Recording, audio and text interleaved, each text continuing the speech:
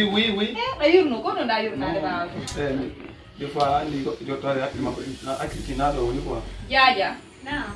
Awa. Hare ko sadi mongo toli nani? Awa. Hare ko kamenni. Ko mi hala ni film. Mi olli on shabu mongo mama. Awa, jaja kali mi olli mo kankari ko wona sa do. Hare no bay do ngandi min. Ndi mi bitabita do. Des fois la nga des fois mi ala do. Donc mi woni do mi ala do ko kamo. On fami. Olimen mi welta ni ke mafota no. Mi welta ni ke mafota no. Men andi te no menen kadi. Wayante do was ko menen da bi dusu. Nani? Si Allah Allah wadu barke no.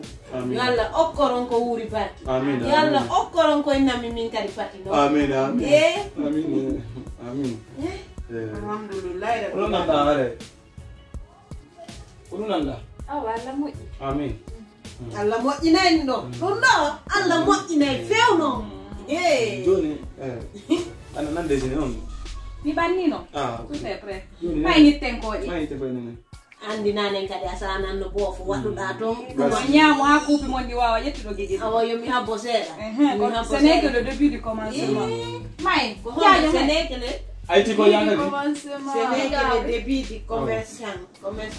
Yene na commerçant bibi. Allah. Kaye on na. Début de commencement, maintenant début de commerçant. Allah.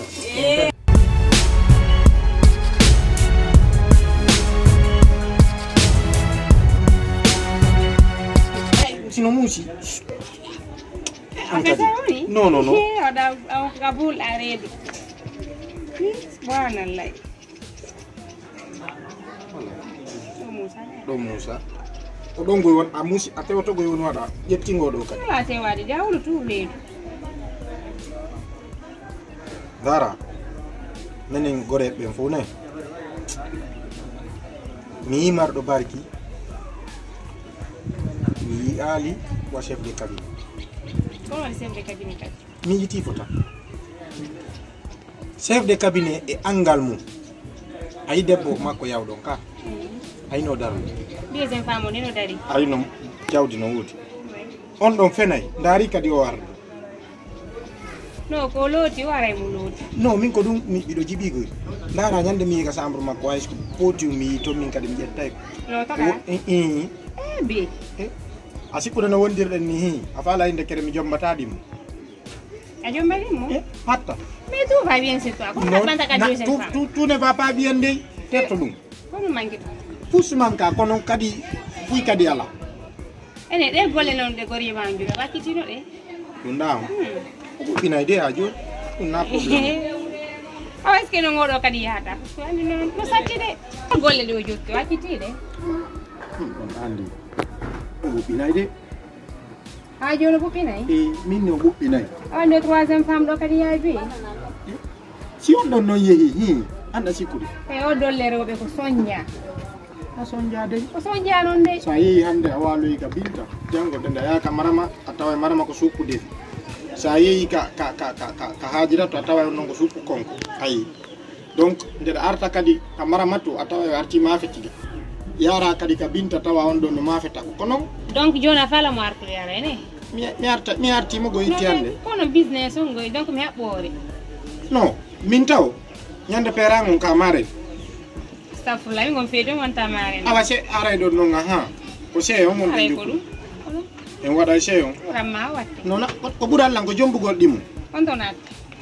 Do na do de anko do wonata kanka de wona nokkugo kama 2 jours kanko 2 jours. Un point. Parce que oti kadi ko ma wawa chef de cabinet da.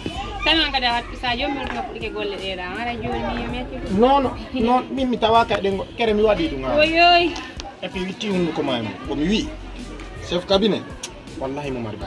Ye et puis hanki men fotti min numa mi ono bebi nam ma bajen ko debbo on sodi. Min ni no. Dum do nani to.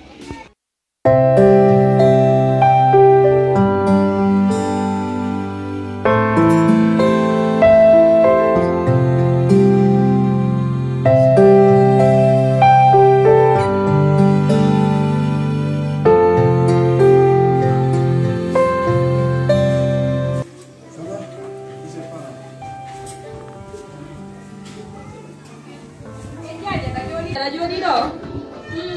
Penana una di kak. Salah. Dia memusa di. Itu sampai isi. Gue ini ada kak. Saat itu. Ada saat. Wada gitu na. $10 na. Ono de volete envoyer quelque chose. Comme ça, on parle de Minana yalla jari. Mama, Je t'aime toi aussi. Je t'aime toi aussi. Awa. À tous les cas. Sabi gila na duty de. What class mo?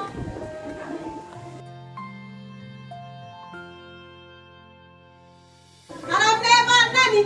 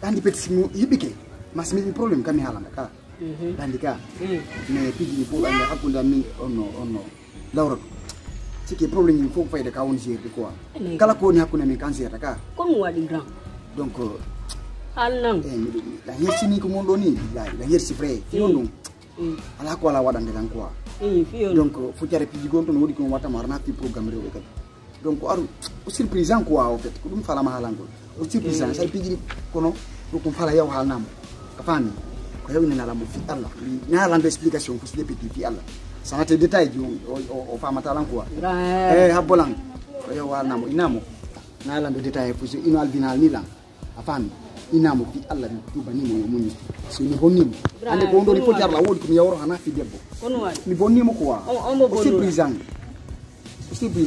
Como surprise ma. Laura tu bet min grand sa wodi ka famango. Grand abola mi mala ma ute. Musico uju gongol mi are compress. Ko afel di lumaji de non da wayla ngalangol me firo be min no ala ko programme andi. No mi ala antu. No ngala ko programme jan. Yalla